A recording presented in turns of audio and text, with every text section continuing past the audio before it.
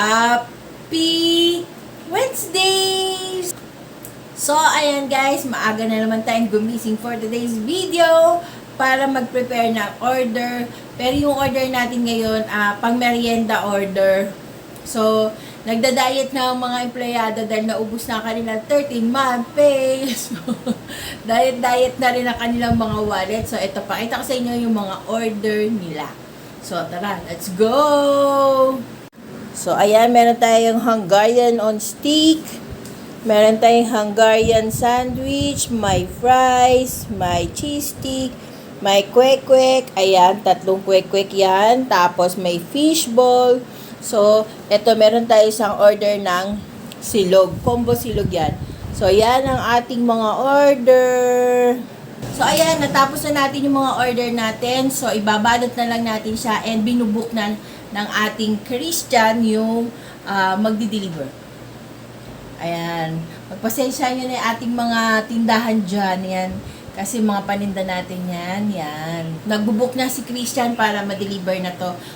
Itong mga order na to going to, ang ating order going to Balintawak. O, di ba nakakaabot na tayo sa Balintawak? Sana Valenzuela na susunod. Ambisyosa. So, ayan. Pack lang natin siya, i-ready lang natin siya, and then ready to go na ang ating mga order. So, mamaya, sa hapon naman, mag-o-open naman tayo para tayo naman ay magtinda. So, ito, advance order ito kagabi. So, kaya ngayon pa lang siya ginawa. So, ngayon pa lang siya na-prepare. So, ayan, ayusin na natin siya, and then ready to go.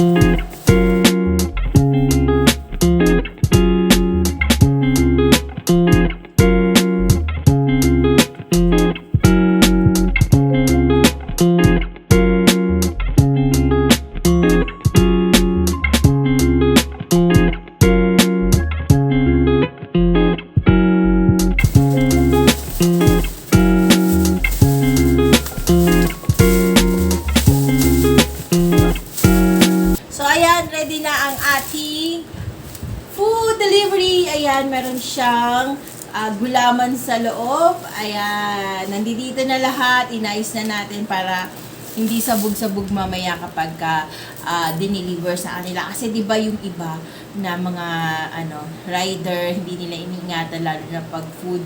So, ayan, nakaayos na yan kahit itagtag nila. Hindi na yan magigiba. Charot! So, ayan, nakaayos lang siya para kahit na maalog-alog siya, hindi tatapon at hindi matatapon yung ating black gulaman. So, ayan.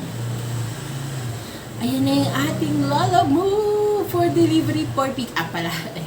Ayan, pick upin na ng ating Lalamove. Ayan na. Bigay na natin ang ating order. Good morning mga ka-jobbers! Happy Sunday! So, ayan. Maaga na naman tayong nagising. And, ayan ang ating dudong. Good morning ka. Good morning. Puno-puno yung bibig.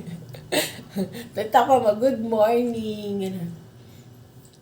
Good morning. Yun. Ayan, good morning mga ka-chavs. Ayan, maaga tayong gumising kasi meron tayong order. Hihi. So, ay may order tayo ng silog, bente. Orders. Ang dami.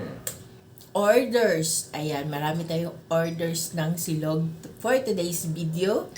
Ayan, hindi nga lang tayo makakapag-church, pero okay lang. Alam naman natin na si Lord din yung nagpadala ng blessing na ito para sa atin. So, ayan, gawin muna natin yung order sa atin kasi pipick upin siya ng 11 a.m. today. So, alas 6 pa lang, 6:47 pa lang ng morning. So, nagbe-breakfast lang kami. Meron kami. Kaya, ayan, meron tayo rito bread and egg. Ayan, nagluto na ako para meron tayong energy mamaya habang nagluluto. So, naka-prepare na lahat. Nagpalengke na ako kahapon. Kasi may mga kulang tayong mga ingredients like yung ating main ingredient na longganisa. So, naka-prepare na siya. Ano ko na lang siya, iluluto ko na lang siya, isusunod-sunod ko na lang siya. Ang medyo matrabaho lang talaga is yung pagluluto ng itlog kasi isa-isa talaga siya. So, magluluto ka ng 20 pieces na fried egg na bilog. So, kailangan siya na maayos kasi pag hindi, sunny side up na itlog. Kasi kung hindi, mabubutas yung itlog, masisira yung pula ng itlog. Hindi naman pula yun, yellow. Yung yellow ng itlog. So, ayan, samahan nyo kami. Pero ngayon, mag-coffee muna tayo dahil ang lamig-lamig guys, sobra. Ang lamig ng panahon ngayon. Kahit di ka na mag-aircon, nagkukumot ka na, sobrang malamig. Mamayang gabi malamig din yan. So, tara, coffee!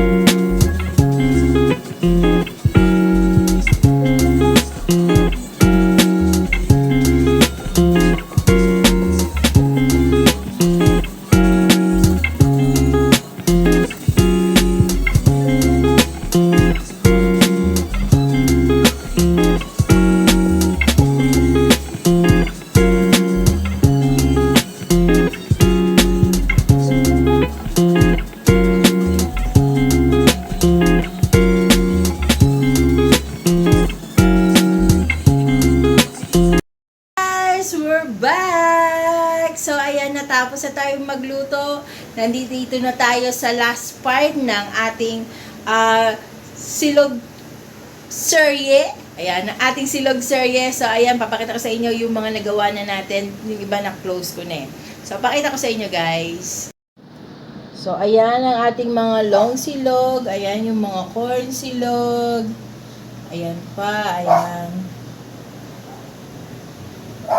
Ayan. Ito na sarado ko na kasi sila. Pero long silog din yan. May pangalan yan. So, ayan ang ating order. Ready to go na. Ayan. Thank you, Dom, sa help. Siya yung naglalagay ng garlic and egg dyan at saka ng longganisa. So, ayan. Pack muna tayo.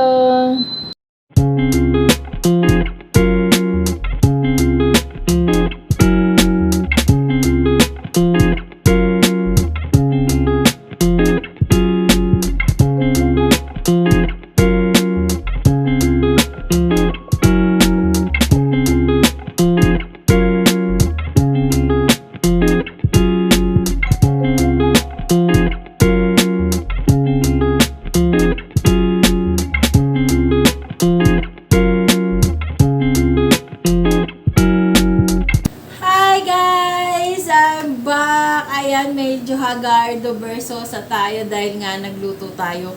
Nakikita nyo lang sa likod, marami pa tayong mga ligpitin. Pinagpapahinga ko lang ang aking mga kamay.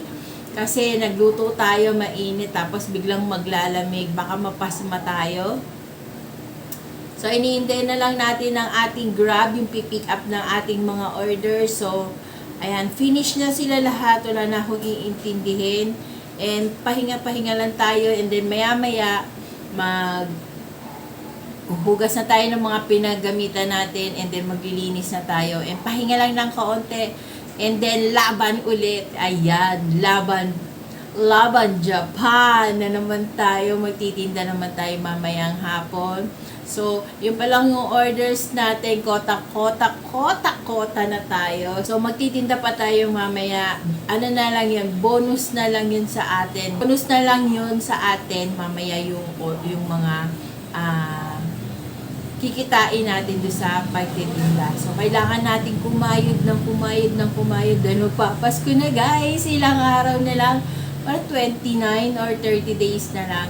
Christmas na. So, handa na ba ang ating mga regalo sa mga inaanak natin and sa ating mga pamilya? So, ako hindi pa. So, nagtitingin-tingin pa ako sa online kasi hindi ako makapunta ng Divisoria, hindi ko maiwan si Dong kasi sasama yun sa Divisoria kasi nung last time na nag-aano kami, lagi kaming nasa Divisoria pagka magpapasko, yan, mag-New Year, lagi kami nasa Divisoria, doon kami bumibili ng mga pangregalo namin.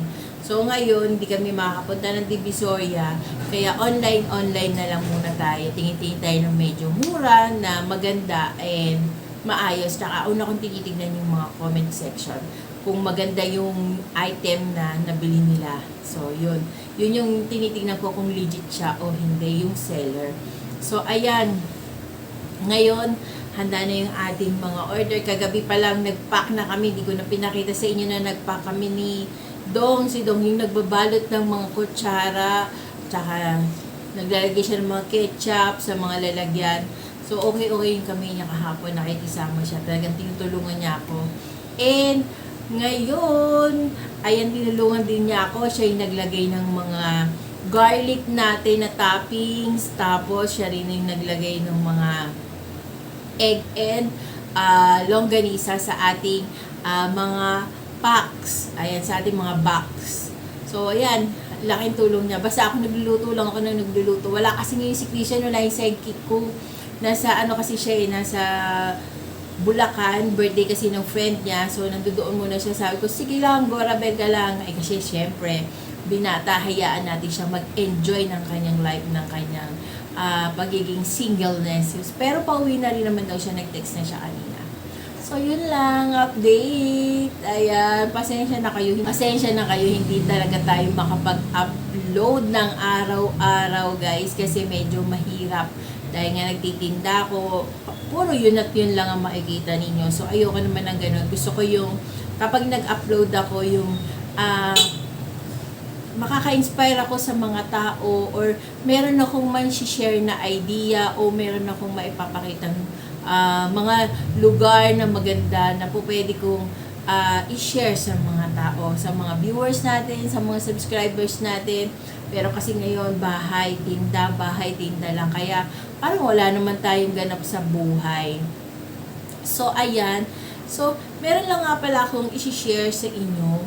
Kasi, meron nag-comment sa atin sa TikTok. Tapos, nagtatanong siya about sa sitwasyon ni Dong. Ano daw yung nangyari sa kanya. Ano daw yung cost ng... ano yung stroke na nangyari sa kanya. So, sinabi ko naman sa kanya kasi na-stroke din siya. And then, sinabi ko sa kanya yung mga ginagawa ni Dong. Sabi ko, try mo kasi sabi niya talaga sa kanya is yung left hand niya, walang pakiramdam, hindi gumagalaw. And then yung kanan niya, ganun din. So sabi ko, try mo lang gamitin lang black box, ganun. Pero, nagalit po siya sa akin, guys. Kasi, sabi niya, iba-iba naman niya ang type ng stroke sa tao. Sabi niya ganyan, merong mild, merong severe, merong ganon. So, sabi niya ganyan. So, parang ako naman, nag-comment lang naman ako, nagbigay lang naman ako ng idea, base sa experience namin. Hindi ko naman sinasabi sa kanya na, sige, ito gawin mo, ganyan. Hindi, kailangan ito ang gawin mo. Hindi ko naman sinasabi na ganon. Ang ano lang, is nagbigay lang ako ng idea sa kanya. Nag-share lang ba ako ng po pwede at hindi pwede niyang gawin. Ito yung mga therapy. Tapos, nag-ano siya, nag-post pa talaga siya na hindi niya lahat ng stroke pare-pareho. Kada tao, iba-iba. Oo naman, iba-iba talaga. Kasi yung kay Dong, hindi naman nawala yung sensation niya, hindi naman nawala yung feeling niya. Okay naman yung kanyang kamay and lower extremities yung paa niya. Okay naman sa kanya. Yun sa kanya kasi talaga hindi gumagalaw. So sabi ko lang naman, baka lang naman makatulong na bumalik yung kahit konti, kahit dahan-dahan na feeling or makagalaw yung kamay niya gamit yung black box. So minasama niya yun. So okay lang yun. Sana lang gumaling siya, sana maging okay siya, and sana huwag siyang masyadong mawala ng pag-asa. Laban lang kasi kapag pinairal natin yung parang ugali pa rin natin nung wala tayong sakit, parang hindi naman maganda, 'di ba? So ayan lang natin siya. So buhay niya 'yan, katawan niya 'yan, responsibility niya 'yan. Ganun. So, meron din naman nag-comment sa atin, nagme-message sa atin sa YouTube. Ayan, maraming salamat sa nag-message sa amin sa YouTube. Nakalimutan ko na yung pangalan niya. Ayan, meron siya shinare na parang makakatulong daw sa mga stroke survivor, yung malunggay powder. So, ayan, tatry namin po yun, yung malunggay powder na sinasabi niyo. Thank you sa pag-share ng mga pwedeng makatulong sa stroke survivor. Nagbigay siya ng idea kung paano gamitin ang malunggay. So, try natin, sana maging effective kay Dong. Sana makatulong pa yon para bumalik siya sa normal na niya. So, ayan guys. So, hanggang dito muna tayo. Balikan ko kayo mamaya pag maglabas na tayo ng paninda. So, i-wash out ko muna lahat ng laman ng lababo ko. And then, magluluto pa ako ng pagkain ng aso namin. Marami akong ganap sa buhay ngayon. So, kailangan ko muna silang tapusin. Kasi nagugutom na yung mga aso ko. Saka mga shih tzu kong tuta. So, papakainin ko muna. Pag-aalmusalin ko muna. So, balikan ko kayo mamaya. So, ayan. See you later, guys! Hi, guys! I'm back! So, ayan, nandito na naman tayo sa ating garahe. Yon, nandito tayo sa garahe dahil nagtitinda na naman tayo after natin magluto ng napakaraming orders. Total na bali 30 packs ng silog, ayan, long silog at saka corn silog. So, ayan. Pagkatapos nating magluto ng order, so ito na naman tayo, rarakit na naman tayo para magtinda. Ayan, magtitinda naman tayo ng merienda. So, ayan, nakaprepare na lahat. Waiting na tayo sa ating mga suki. So, ayan, mag-end na rin tayo ng ating vlog dahil mamaya medyo busy na tayo. And kailangan na rin natin na ikat yung ating vlog dahil medyo parang mahaba na yata to. So, para hindi na kayo mainip. So, ayan, hanggang dito na lang guys. See you on our next vlog. And kung hindi ka pa nakakapag-subscribe sa aming YouTube channel, please do subscribe to our YouTube channel and hit the bell notification para lagi kang updated once na meron akong bagong upload. So hanggang sa muli guys. See you on my next vlog. Bye!